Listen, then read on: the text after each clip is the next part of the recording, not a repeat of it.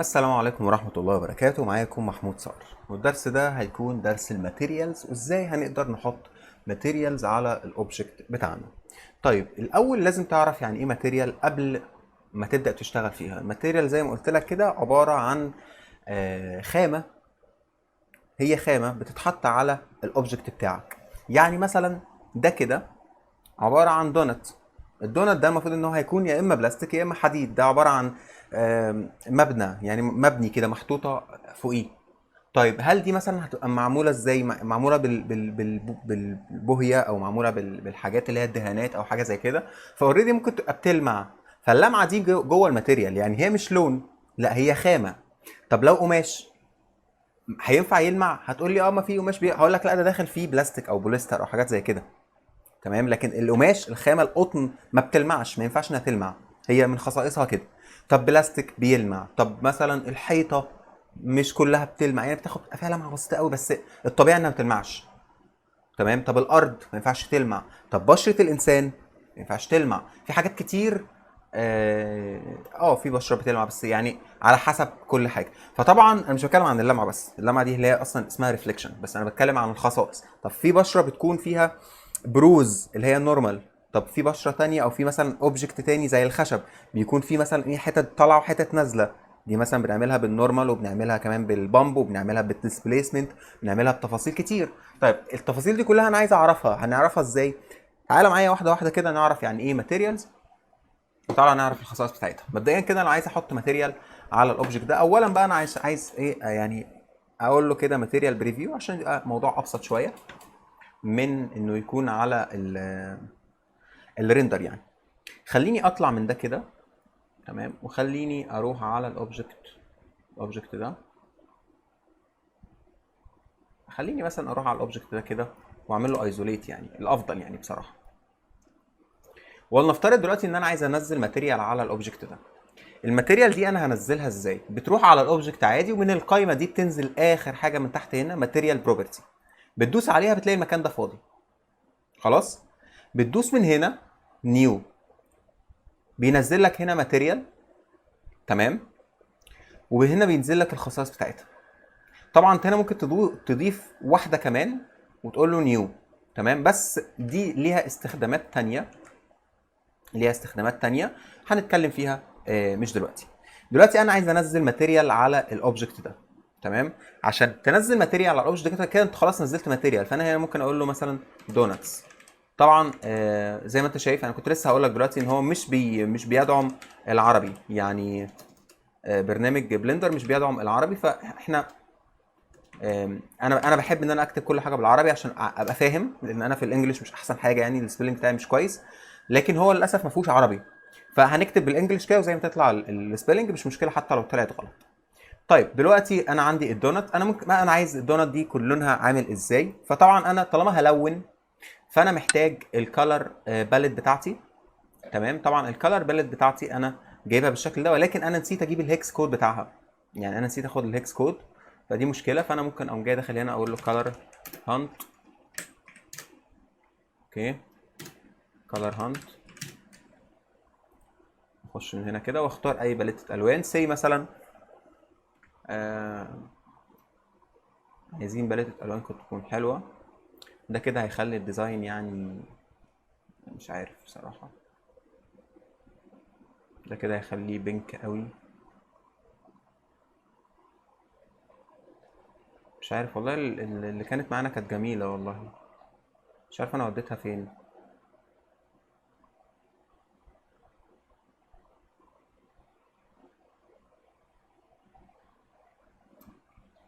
م- م- طيب ممكن مثلا موضوع يعني موضوع اختيار باليتة الالوان ده من اصعب الحاجات اللي الواحد بيخش فيها اصلا. هنا ده كافيه قوي. ممكن بس لا. يعني ممكن دي تليق والله، لان هي اصلا دوناتس شوكولاته، وبرده تليق معايا الالوان البنكات. فممكن مثلا نختار مثلا باليتة الالوان دي. ماشي ممكن نختار. طيب هنا في قاعده مهمه جدا لازم تبقى انت عارفها. تمام. قاعده آه طبعا هم ثلاث الوان، المفروض ان هم 60 30 10. تمام. بس انت ممكن تخليها اقل من كده، ممكن تخليها مثلا 50 30. 10 10 ممكن مثلا تخليها 40 30 20 10 عادي جدا. طب قاعده ال 60 30 10 دي عباره عن ايه اصلا؟ يعني ايه اللي انت بتقوله ده؟ دي عباره عن باليتات الوان. انت المفروض انك بتشتغل بثلاث الوان بس، طبيعي انك بتشتغل بثلاثه بس، اربعه ده اديشنال. عشان كده هو اصلا عاطيلك، بص ده بيقول لك ده اكتر لون المفروض يبقى موجود، وده اللون اللي تحتيه، وده اللي قبليه، وده اللي قبليه. يعني اكتر لون بيبقى موجود اللي هو اللون ده. طب واكتر حاجه اصلا ظاهره عندي في الديزاين ايه؟ خليني اعمل كده. اكتر حاجه ظاهره في الديزاين عندي ايه؟ الباك جراوند. فالباك جراوند هي اللي هتبقى اللون ده. خلاص. فانا دلوقتي هروح على الاوبجكت ده، تمام، واديله طبعا انا كنت المفروض ان انا عملت ماتيريال على ده، بس مش مشكله عادي جدا. ممكن اقوم جاي اعمل ماتيريال على دي تاني، واقول له هنا نيو، وهروح على ده كده واخد الهكس كود. بص كده هقول له هنا كوبي، واروح من هنا انا خدته كوبي. تعال بقى نغير الالوان. اولا انت من هنا عندك البيز كلر، ده اللون بتاعك. بقيه الحاجات ديت تفاصيل يعني كتير جدا، مش وقتها دلوقتي. ولكن بس انا عايز اوري لك حاجه، ان الماتيريالز ما بتتعملش من هنا، الماتيريالز بتتعمل من هنا. بتغير يعني بتعمل سبليت رايت كليك كده زي ما انا عملت، وتقوم جاي رايح هنا وتقول له شيدر اديتور، مش بس على حرف الان عشان يظهر لك الشكل ده. دي كده الماتيريال بتاعتك، ده اسمه برنسبل بي اس دي اف. الشيدر ده او الشيدر اللي هو اللي داخل ده كده، ده يعني حاجه قويه جدا بصراحه. انا شايفه في برنامج بلندر قويه جدا، فيها كل التفاصيل اللي انت محتاجها. البيس كولر، السيرفس، الميتاليك طبعا، السبيكولر، الروف بتاع السبيكولر طبعا، وعندك الاي او ار، عندك الشين، حاجات كتير جدا كنت انت بتقعد تعملها تجيبها من بره، ولكن كلها موجوده بيسهل عليك الدنيا. طب انا مش فاهم ايه ده وايه ده وايه الخط اللي في النص ده؟ ده كده الماتيريال اوتبوت، هو كاتب لك عليها يعني اللي هيظهر معاك داخل سيرفس، داخل فوليوم، داخل ديسبيسمنت. ثلاث حاجات مهمين جدا: ايه السيرفس، ايه الفوليوم، ايه الديسبيسمنت. السيرفس، خليني بس اخش كده جوه دي. شايف ده كده السيرفس، الجزء اللي بره، الجزء اللي بره القشره دي، تمام. تعال نخش زوم كده شويه، نخش كمان. دخلت جواها بس يعني ما عرفتش اعمل حاجه جوه. اوكي تمام، خليني اقول له هنا سوليد. طيب بص كده، انا كده جوه، شايف انا كده جواها، انا كده جوه. ده كده جوه فاضي، يعني الاوبجكت من جوه فاضي. يعني انا لو نزلت كيو هلاقي كيو من جوه فاضي، يعني هي قشره بس. القشره دي اسمها سيرفس. طب اللي جوه الفاضي ده المفروض ان اسمه فوليوم، بس هو فاضي مفيش فوليوم. ايه هو الفوليوم؟ الكتله. الفوليوم ده ينفع يتقال على الدخان، كتله ينفع ادخل جواها. بس انا ما ينفعش ان انا اقول لك اصل الموبايل ده فوليوم. هو فوليوم اوريدي، بس ما ينفعش ادخل جواه. لكن اقدر اتكلم عن ايه؟ اقدر اتكلم عن الدخان اللي انا ممكن استخدمه، كان انا مثلا الدخان، النار، الميه، اي بارتكل، اي حاجه كده، فاهم؟ في اف اكس دي دي بستخدم لها الفوليوم، اللي هو الحاجه اللي اقدر ادخل جواها، الكتله. لكن ده كده قشره من بره، اي اوبجكت يبقى قشره، فده اسمه سيرفس. طب الديسبيسمنت ده حاجه كده بتخلي السيرفس نفسه يعني يطلع كده لفوق، يبقى يطلع له نتوءات كده، يطلع له، فاهم انت، حته عاليه وحته واطيه. دي هنستخدمه بعدين، بس يعني مش مهم قوي دلوقتي. فالمهم ان انت دلوقتي كل ده داخل جوه السيرفس، كل ده هيأثر على مين؟ على السيرفس. يبقى اللي طالع من هنا هيأثر على مين؟ على السيرفس. لكن انا لو خدته كده قلت له هيأثر على الفوليوم وكنسلت ده، مش هيظهر حاجه. طبعا هي ماتيريال على التورس، تمام. طبعا كده هو مش هيظهر اي ماتيريال، تمام، على الاوبجكت ده. خلاص بالسلامه، مفيش. هو كله مأثر على الفوليوم، هو مفيش اصلا سيرفس. شايف انت عملت ايه؟ مفيش. لكن لازم تأثر على السيرفس، تمام. طبعا الاختصارات بقى بتاعت ال الشيدر اديتور دوت، دي شغلانه تانية طبعا انا مش عايز ادخلك فيها عشان ما تتلخبطش. ولكن كل اللي انا عايزك تعرفه ان البيس كولر ده هو اللون بتاعك اللي انت هتستخدمه. طيب اللون بتاع ده طبعا انا مش عايز الون ده الاول، انا عايز الون مين؟ انا عايز الون الخلفيه في البدايه. فدي الماتيريال بتاعتها، ممكن اسميها بي جي. دي كده اسم الماتيريال نفسها اللي نازله على الاوبجكت ده. خلاص. هقوم جاي حاطط هنا، ادوس على الزرار ده كده. طبعا انت تقدر تغير براحتك من هنا كده عادي جدا، ولكن انا مش هعمل كده. انا هدوس على الزرار ده واروح على حاجه اسمها هيكس. الهيكس ده بتلاقي رقم، الرقم اللي انا عملته ايه؟ اللي انا خدته كوبي. هقول له انتر، شكرا نزلت. اعمل كده، تمام، وهقول له ريندر، وريني كده. بص كده اللون اللي انا كنت مختاره نزل اهو عندي. طبعا هنا ده حاجه اسمها ريفليكشن، تمام. فانا دي مش عايز فيها ريفليكشن، هزود الروفنس على الاخر واقلل السبيكولر على الاخر. مش عايز فيه ريفليكشن، عايزه يظهر زي ما هو، زي ما هو يظهر، مش عايز فيه اي حاجه، تمام. انا عملت السبيكولر على الاخر هيديني تاثير الاضاءه عليه، ولكن انا عايزه بالشكل ده، مش عايز عليه تاثير، عايزه يبقى دارك كده شويه بنفس لونه ينزل على طول. اوكي، دي كده اول حاجه معايا.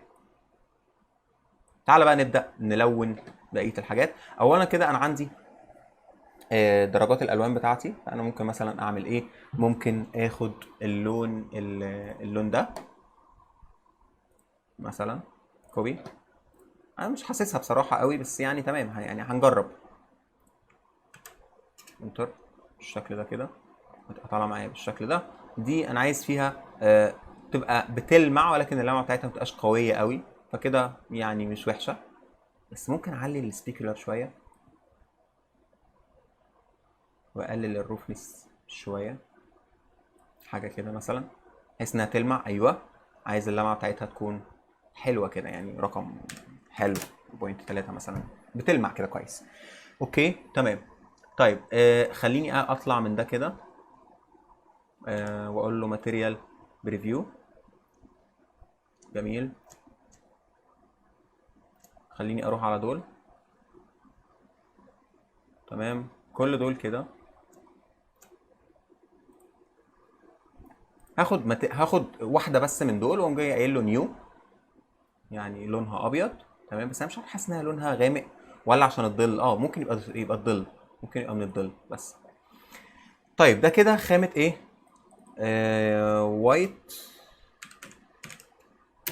بلاستيك.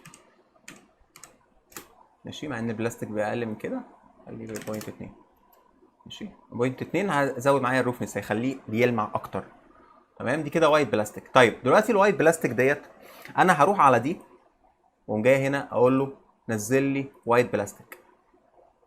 اوكي، هروح على دي، خلي لي مثلا سوليد، اروح على دي واقول له نزل لي وايت بلاستيك.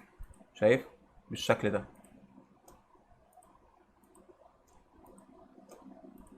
نزل لي وايت بلاستيك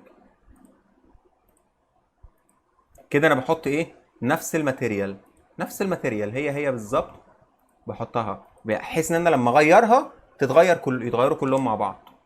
يعني لما اجي اغيرها كلهم يتغيروا مع بعض. هات لي كده الماتيريال بريفيو. بص كده الماتيريال دي انا لو غيرتها كلهم يتغيروا. شايف؟ طبعا هي دي بس اللي ما نزلتش عليها، واللي تحتها اعتقد برضو دي كده ما نزلتش عليها. بص كده كلهم اتغيروا، بقوا اللون ده. فخليني مثلا اخش على الار جي بي واقول له خلي لي كله 100 عشان يبقى لونها ابيض، تمام. كده بقت لونها ابيض وزي الفل. ممكن مثلا نعمل ايه بقى؟ ممكن نخلي ده لونه يعني مش كده بس، يبقى الفاتح بتاعه. يعني مثلا ممكن اخليه الفاتح ده. ممكن اخد اللون ده، اروح على الاوبجكت ده كده واقول له نيو، واروح على الاتش الهكس كود واقوم جاي قايل له نزل لي اللون ده كده. بص بقت عامله ازاي بقى اللون ده من هنا كده. بس الاول الماتيريال اسمها ايه؟ ممكن اسميها يلو. يلا يعني انا بصراحه يعني جميل في يلا مش مشكله، يلا. يلو ممكن اخليها مثلا 0.2 برضو عشان تبقى بتلمع شويه. ولا لا، هتبقى المفروض ان ده اصلا يعني حاجه طوب او حاجه زي كده، لا ما ينفعش يبقى بيلمع كده خالص يعني. ده نفس الكلام، اقول له نزل لي اليلو بالشكل ده.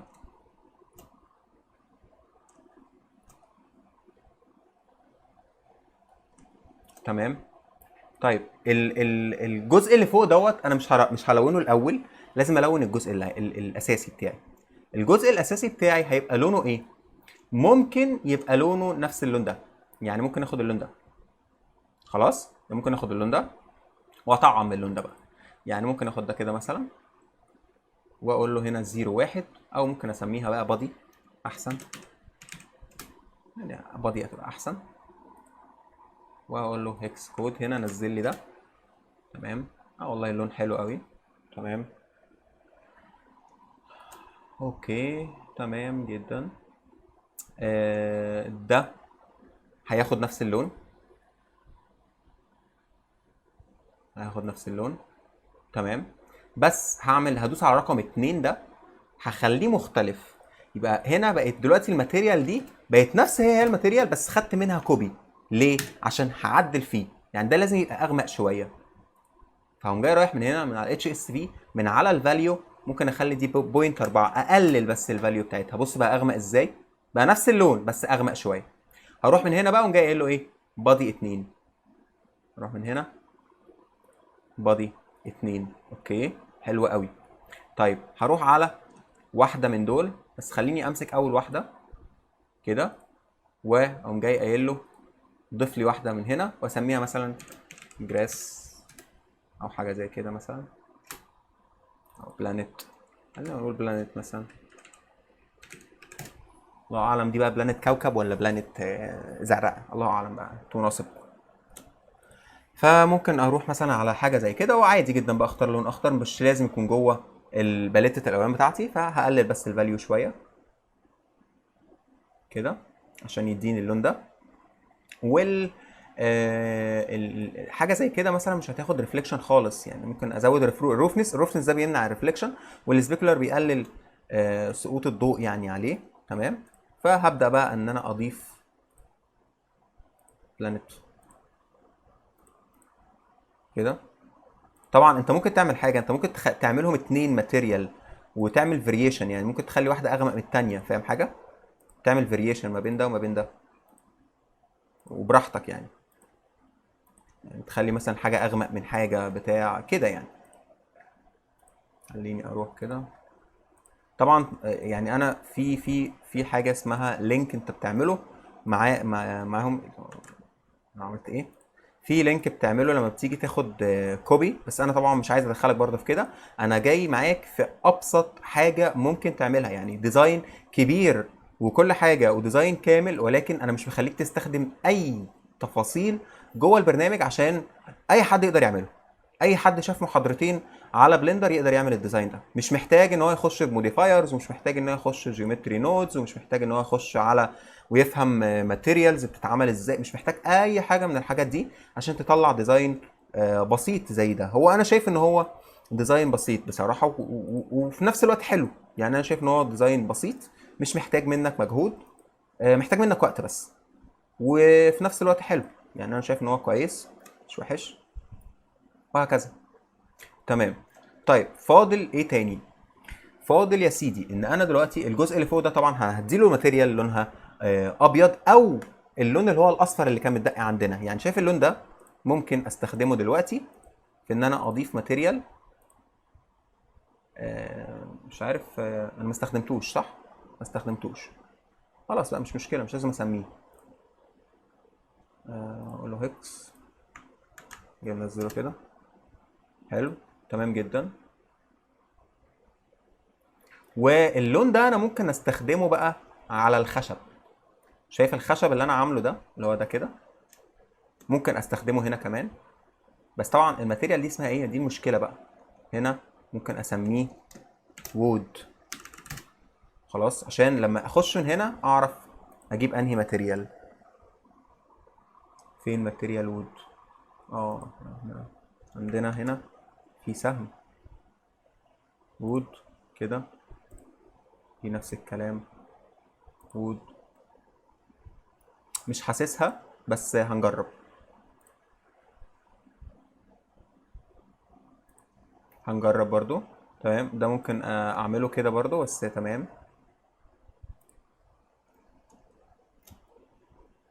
احنا لسه بنجرب، احنا لسه ما مش متأكدين هل هو هيطلع كويس ولا لأ، ولكن لسه بنجرب الماتيريالز. طبعا انا الماتيريالز مش دايما بجيب يعني مش دايما بجيب الالوان بتاعتي من البرنامج ده. يعني مش لازم طبعا اجيب الماتيريال بتاعتي من الموقع ده، سوري مش البرنامج، من الموقع ده.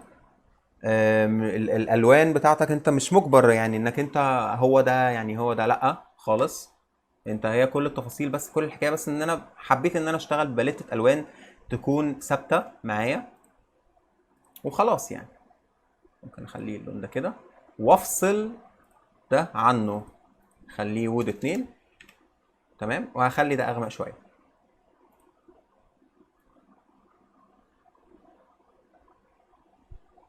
خليه مثلا 0.9 عشان بس يبقى ايه، يبقى واضح، بس اوضح شويه. اوكي، على فكره ده كمان لازم اللون ده، يعني ده كمان هيبقى حلو قوي لو بقى اللون ده، فتمام ماشي، هنشوف برضه. طيب بالنسبه دول كده خلاص خدوا اللون ولا ما خدوش ماتيريال؟ دول هياخدوا ماتيريال وايت بلاستيك. لا، هضيف له ماتيريال جديده، هعمل له ماتيريال جديده وهمنع فيها السبيكولر خالص، وامنع فيها الروفنس. خلاص هتبقى لونها ابيض، بس ابيض ابيض، شايف؟ ابيض قوي هيتحط عليه. تمام، هنا تمام كده، هسميه هنا بريكس. بريكس، تمام، اعتقد بريكس يبقى كده، مش عارف بقى، ايا كان. هتبقى كده، وهات لي ده كمان، احط عليه بريكس. راحت فين؟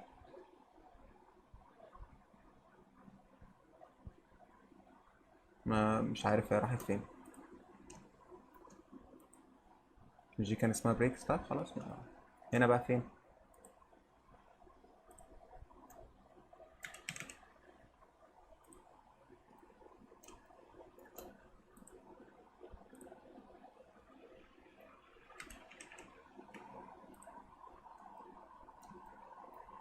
اوكي، تمام جدا.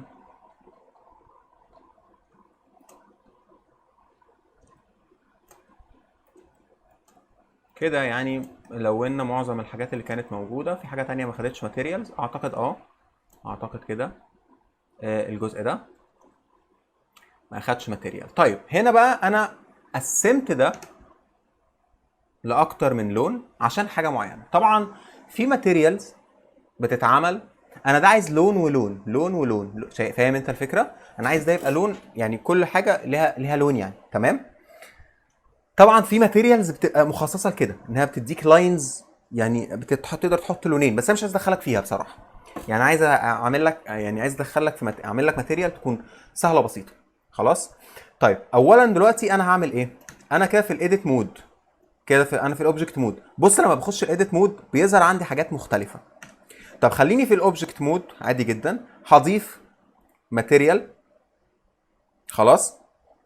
الماتيريال دي، تمام، سي مثلا اخليها لونها احمر، او بقى انا عايز ممكن اخد من الالوان دي، صح؟ ممكن والله، يعني ممكن اخد اللون ده، ممكن اخد اللون ده، يعني مره كده يعني مره كده ومره ابيض.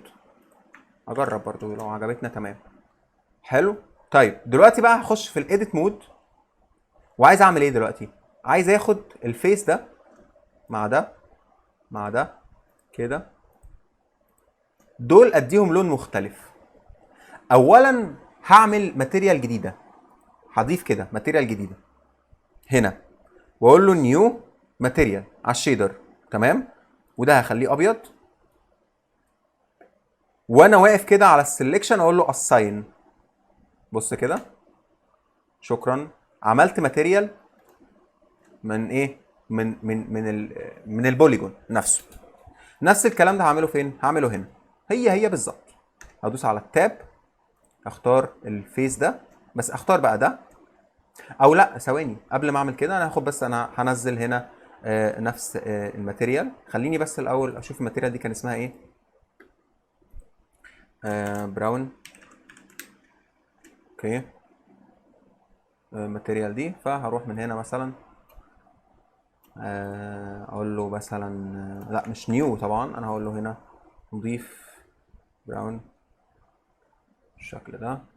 اعتقد هي دي الماتيريال يعني اللي انا كنت عايزها، واخش على التاب بقى اخد ده مع ده مع ده كده. وممكن بقى اضيف واحده تانية عادي جدا، مش مشكله، مش لازم نفس الماتيريال اللي هي البيضه، بس الافضل ان انت تضيف ماتيريال من هنا وتنزل عليها الابيض اللي انت كنت شغاله. طيب اعمل اسكيب، هات لي ده، هات لي الاوبجكت ده، الماتيريال دي كان اسمها ايه؟ ماتيريال 01. خلاص.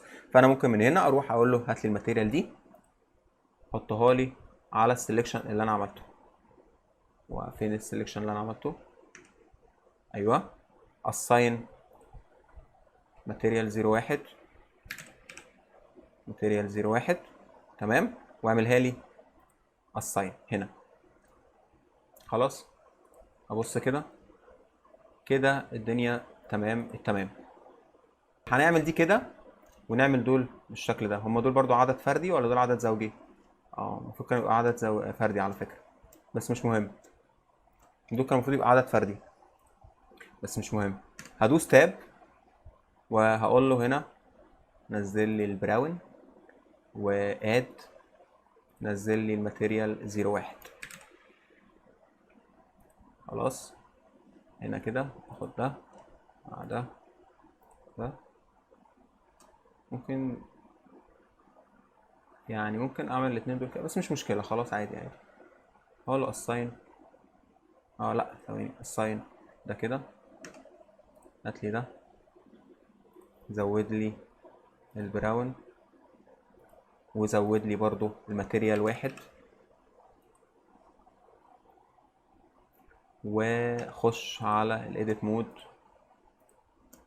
مش هتبقى حلوة قوي على فكرة لما تبقى عدد زوجي، هي المفروض تبقى عدد فردي، لازم اللي تبدأ بيه تنهي بيه، بس مش مشكلة عادي يعني. يعني انا كان نفسي تبقى احسن، يعني كانت احسن بكتير بصراحة، بس مش مهم الحمد لله. هنضيف كده هنا دي، وهنضيف التانية اللي هي ال01. فهخش على edit mode واقول له هنا assign. اروح على ده، اضيف البراون. خلاص كده فاضل لنا بس اخر واحدة اللي هي دي، وبعد كده اهي هنبدأ الشغل بتاعنا. تمام. اخش على edit mode، اخد الفيس دول واقول له assign. كده كده تمام. كده انا لونت معظم الحاجات الموجودة في الديزاين. تمام، بس مش عجباني طبعا، بس خلاص مش مهم، يعني قدر الله ما شاء فعل. طيب اللون الابيض ده على فكرة دول كانوا المفروض ان هم ياخدوا اللون ده عشان يردوا عليهم مع بعض، بس يعني هنجرب برضو لما نيجي نعمل ريندر. مش هنحتاج على فكرة اللون الابيض، هو اللون ده كافي جدا يسمع معانا الباقي. بس خلاص. طيب دلوقتي فاضل لي حاجة مهمة قوي بقى، فاضل لي ان دول يتلونوا، يعني دول كده مش متلونين. انت يعني ده كده مش ازاز، ده انا محتاج ان انا اخلي ده يبقى لونه ازاز. فاخش على ده بقى وابدا اخش على الايديت مود. طبعا هنا كده في بادي، هضيف هنا ماتيريال، والماتيريال دي مثلا هسميها نيو ماتيريال بقى، واسميها هنا وود مثلا فريم. ده مهم قوي الوود فريم. حلو. الوود فريم دوت هيبقى لونه ايه؟ هيبقى اللون ده عادي جدا. هخش من هنا واخد اللون ده. خلاص. واقوم جاي داخل كده. طب هعمل له اساين فين؟ هعمل له اساين هنا كده. انا عايز بس ايه؟ الفيس مود. ايوه. هخش من هنا الت كليك شمال كده، انا خدت اللوب ده.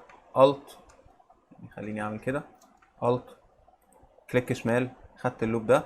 انا اسف انا دوست الشيفت. الت وشيفت واخد اللوب ده. شايف الاتنين دول كده؟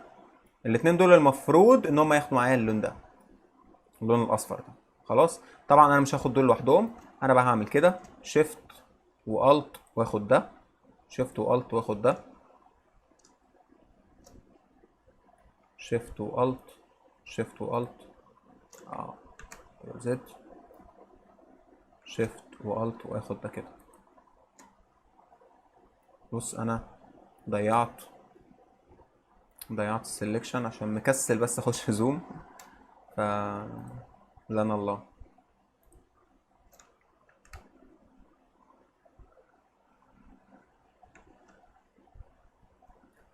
مش عارف الف للاسف.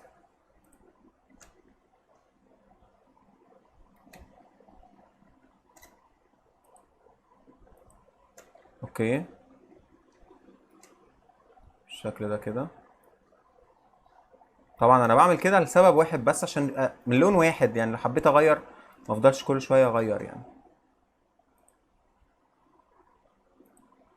وهكذا. فاقول له من هنا assign، واشوف كده.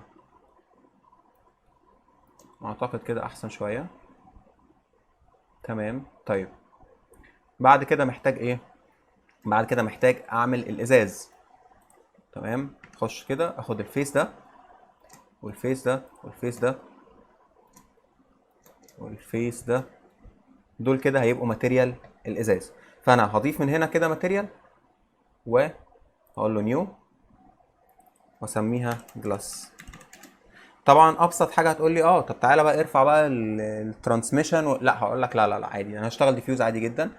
هقلل السبيكولر، ارفع الروفنس، واحط على اخد لون جراي، لون سيان كده، لون سماوي كده وبس. خلاص شكرا. هقول له هنا اساين، شكرا، مش عايز حاجه تاني يعني. هو ده بس كفايه جدا، واعتقد يعني هخليه اخف شويه.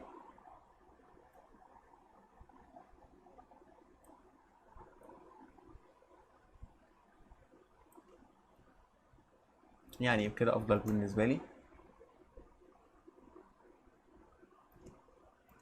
طيب هعمل كده، وحاسس ان الديزاين الوانه مش حلوه، بس هشوف لما هعمل ريندر، هشوف يمكن تطلع احسن من اللي كان في دماغي.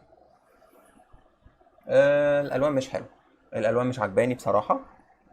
باليتة الالوان كلها مش عجباني، درجات الالوان كلها برضو مش احسن حاجه. لا مش هي دي درجات الالوان اللي انا كنت عايزها. كان في يعني الباليتة اللي احنا اخترناها اعتقد كانت احلى. الباليتة دي كانت احلى بكتير والله. مش عارف والله انا ازاي ما لقيتهاش ورحت للباليتة البني الغريبة دي. بس انا بحتاج اصلا ان انا اشتغل بالهيكس كود، للاسف ما بعرفش اشتغل من غيره يعني. لازم مش هقعد ادور انا. راحت فين؟ بص حتى انا فاتحها قدامي مفيش، اختفية خالص.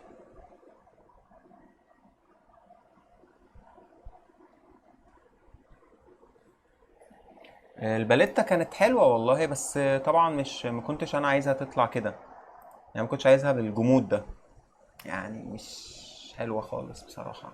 في هنا الوان مش احسن حاجة، واقعية وكل حاجة، بس انا حاسس الخلفية هي اللي مش حلوة. انا حاسس الخلفية هي اللي مش حلوة. بص احنا ممكن نعمل ايه؟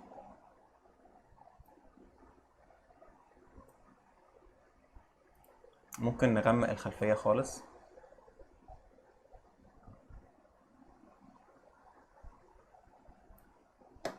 او نفتحها خالص يعني. مثلا نفتحها خالص كده. ممكن نخليها لونها والله مش عارف. خلينا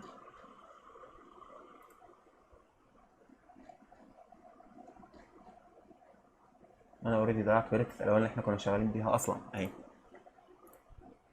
خلينا ناخد ده بدل التاني.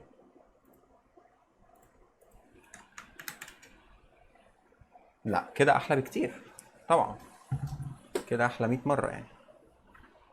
على الاقل واقعية شوية مع الالوان يعني. لكن انا مش عارف انا اللون اللي انا اخدته ده كان عامل ازاي.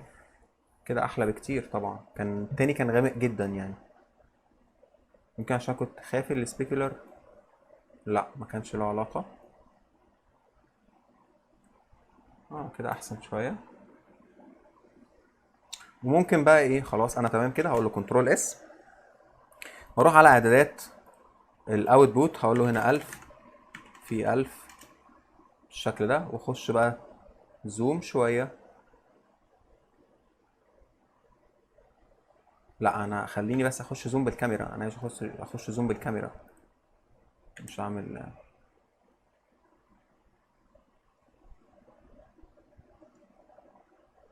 حاجة كده. واروح على ده، اخش على الايديت مود، امسك ده كده،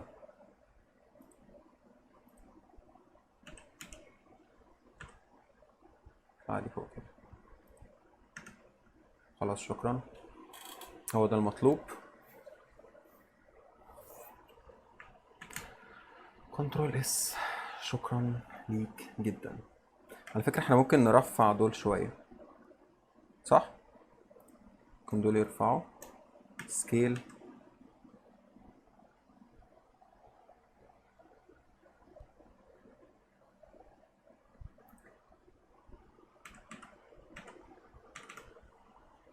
اوكي احسن كده شوية. ممكن دول ينزلوا لتحت شوية عشان يبقوا ماشيين مع دول. ده كده. خليني افتح البروبرتي واشوف على محور الواي بكام، على محور الزي بكام. هنقول مثلا 6.6، 6.5. يلا 6.5. فدول كمان يبقوا 6.5 عشان ايه نخلص. 6.5 فيبقوا كلهم ايه مع بعض، كلهم على نفس الخط. حلو. الباب، يعني الباب المفروض برضو ياخد لون على فكرة. الباب المفروض كان ياخد لون.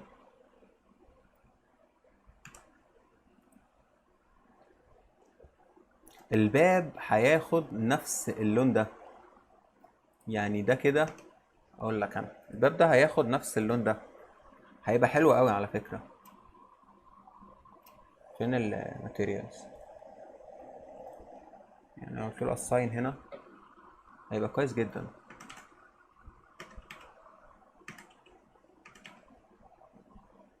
اوكي، ده انا حركت الكاميرا. ماشي. انا طلعت من الكاميرا من مكانها، انا بوظت الكادر. يا لهوي، الكادر راح فين؟ كان معانا كادر حلو قوي.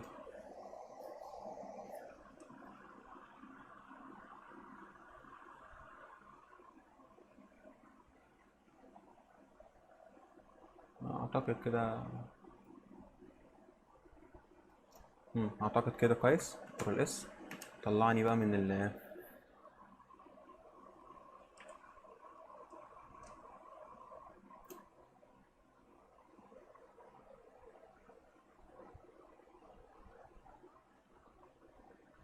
المفروض ده يبقى ياخد نفس اللون على فكرة هنا، بس مش مشكلة عادي. ادينا حاطين له لون مختلف برضو. هقول له بقى ريندر. تعالى وريني كده.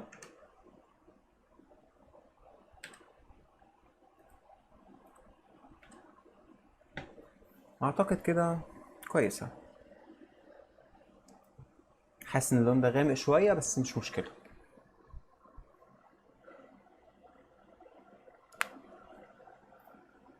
ده كده ريندر سايكل. ده كده ريندر سايكل. انا كده مش ما اشتغلتش اي في. تمام. كده ريندر سايكل زي ما انت شايف الشكل ده.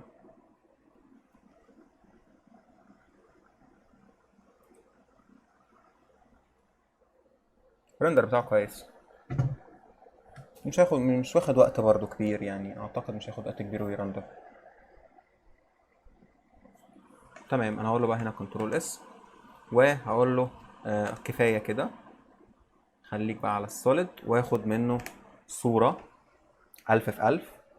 و1000 في 1000 دي مش هتاخد وقت مننا كتير. التانية كانت 1920 في 1080 فكانت بتاخد وقت، لكن 1000 في 1000 مش هتاخد وقت مننا كبير. وعلى فكرة ممكن تبقى أقل من 1000 في 1000 كمان. ممكن نقلل عشان أنا حاسس إن هي كبيرة أوي من هنا.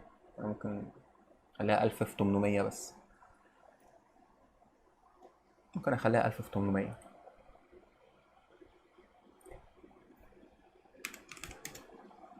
امم آم، لا 1000 في 800 قليل. 1000 في 900، مع إن مفيش ديزاين بيبقى 1000 في 900، بس تمام. هي حلوة كده.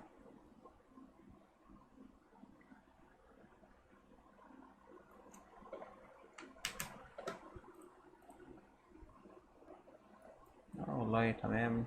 الديزاين ساتيوريتد قوي، يعني انا شايف ان هو يعني آم، منوع الوانه يعني جامده قوي.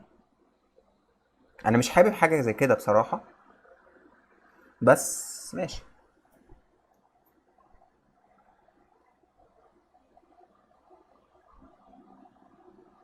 كده دون، خلاص دقيقة واربع ثواني. تمام كده انا خلصت ريندر على سايكل. تمام، عايز اجرب بقى انقل على ايفي واشوف. يعني انا كده خلاص خلصت سايكل، هقول له كنترول اس، اروح بقى على ايفي. تمام، وهقول له هنا رندر لي الشكل ده. طبعا 64 64 لازم عشان يبقى التاني ده زي ده. خلاص. الشادوز طبعا مش ظاهره، فانا هظهر الشادوز هنا وهنا عشان تظهر معايا في الرندر. خلاص. سكرين سبيس ريفليكشن لو شلتها مش عامله حاجه بصراحه. الشادوز طبعا جايه جنب، يعني طالعه قويه جدا. الديبس اوف فيلد، لا ديبس اوف فيلد ايه، مش عايز ديبس اوف فيلد، انا عايز الامبيانت كلوجن. الامبيانت كلوجن محتاج يزيد شويه على فكره، فانا اعتقد ان انا ممكن اخليه 20 بحيث ان هو يزيد شويه. خليني اشيله، زوده، ظبط الدنيا شويه الامبيانت كلوجن. خليني اخليه 10 بس، 10 بس كفايه. لا الامبيانت كلوجن كويس، مش عايز يزيد عن كده. تمام. تمام. لا طبعا ده الفيريومتريك مش محتاجينها في اي حاجه. الشادوز طبعا انا معليها على الاخر. دايركت مش عايزين منها حاجه.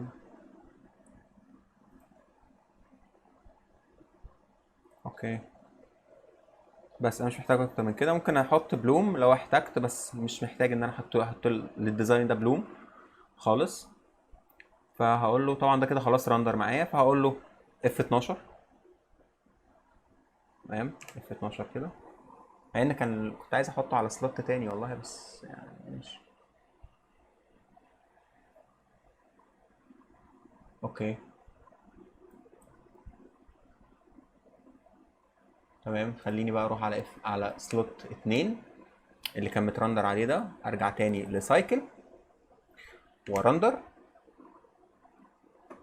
على سلوت 2.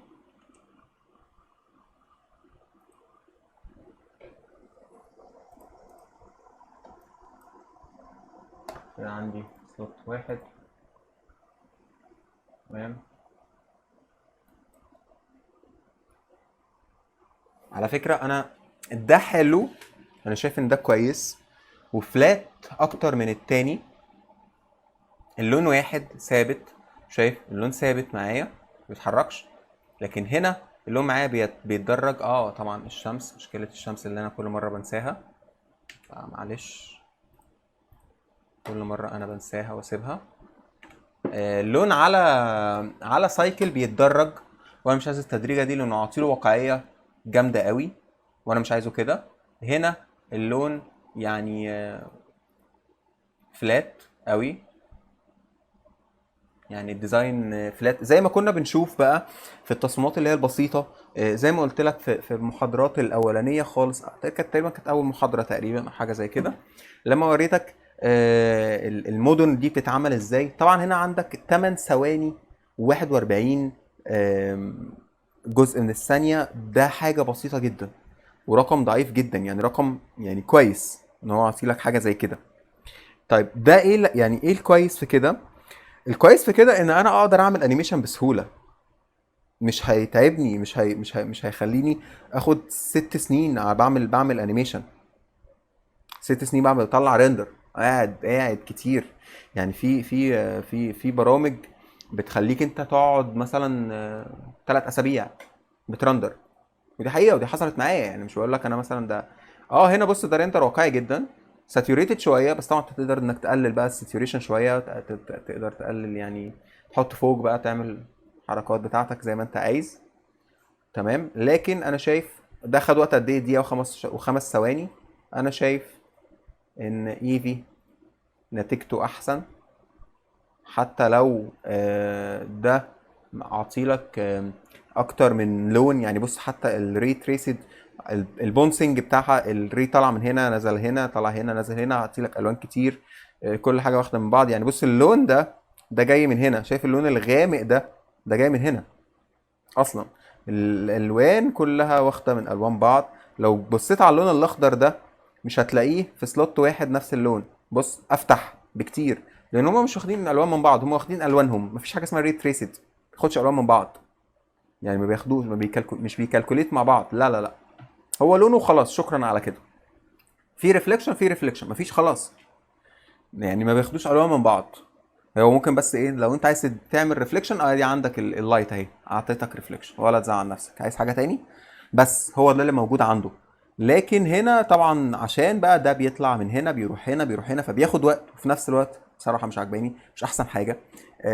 مش كرتونيه زي ما انا كنت عايز.